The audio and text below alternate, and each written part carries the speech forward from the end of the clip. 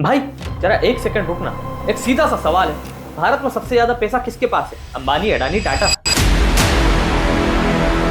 नहीं भाई, बिल्कुल गलत जवाब। भारत में सबसे ज्यादा पैसा किसी बिजनेस के पास नहीं बल्कि एक राजनीतिक पार्टी के पास है। और नाम सुनते ही आपके दिमाग में आ गया होगा बीजेपी। अब हंसना मत, क्योंकि जो नंबर अभी आने वाले हैं वो ऐसे हैं कि फाइनेंस वाले भी बोलेंगे भाई ये पार्टी है या म्यूचुअल फंड। साल 2024 में बीजेपी के पास बिल्डिंग, जमीन और ऑफिस जैसी टेंजिबल प्रॉपर्टी करीब 1300 करोड़ रुपए की थी और सिर्फ एक साल में ही वही बढ़कर हो गई 1500 करोड़। मतलब सीधे 200 करोड़ का जंप। इतना ग्रोथ तो रियल एस्टेट वाले भी पूछते हैं कि भाई स्कीम क्या है। अब आप सोचोगे ठीक है, प्रॉपर्टी तो पुरानी पार्टी के पास होगी, लेकिन असली मजा अभी शुरू होता है केस से। क्योंकि 2024 में बीजेपी के पास थोड़ा बहुत नहीं, पूरे 7000 करोड़ रुपए केश में पड़े हुए थे।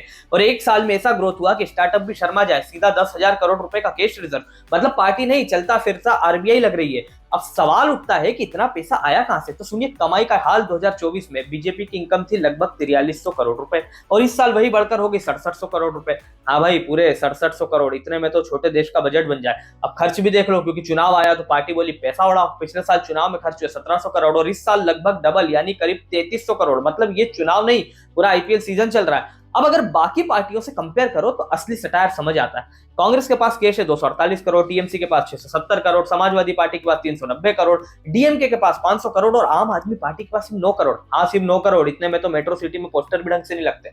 अब सारी पार्टियों का पैसा जोड़ दो, कैलकुलेटर थक जाएगा, फिर भी बीजेपी के आसपास नहीं पहुंचेगा। अब आप बोल सकते हो कि पार्टी है, पैसा कमाए, खर्च करे, तुम्हें क्या। लेकिन असली सवाल ये कि ये कोई बिजनेस नहीं है, ये फोन या ऐप नहीं बेचती, ये पैसा चंदे से आता है। और ये चंदा हम आप जैसे लोग 500 1000 वाला नहीं देते, ये चंदा देती बड़ी बड़ी कंपनियां। और भाई कोई भी कंपनी ऐसे फ्री में कुछ नहीं देती, बदले में एक्सपेक्टेशन भी होती है। तो सवाल ये नहीं है कि बीजेपी के पास इतना पैसा क्यों है, सवाल ये है कि इतना पैसा आखिर कंट्रोल किस सिस्टम को कर रहा है। अगर आपको लगता है कि ये बातें सबको पता होनी चाहिए तो वीडियो को लाइक करो, शेयर करो और चैनल को सब्सक्राइब और पेज को फॉलो करो, क्योंकि पॉलिटिक्स समझनी है तो डेटा के साथ समझनी पड़ेगी।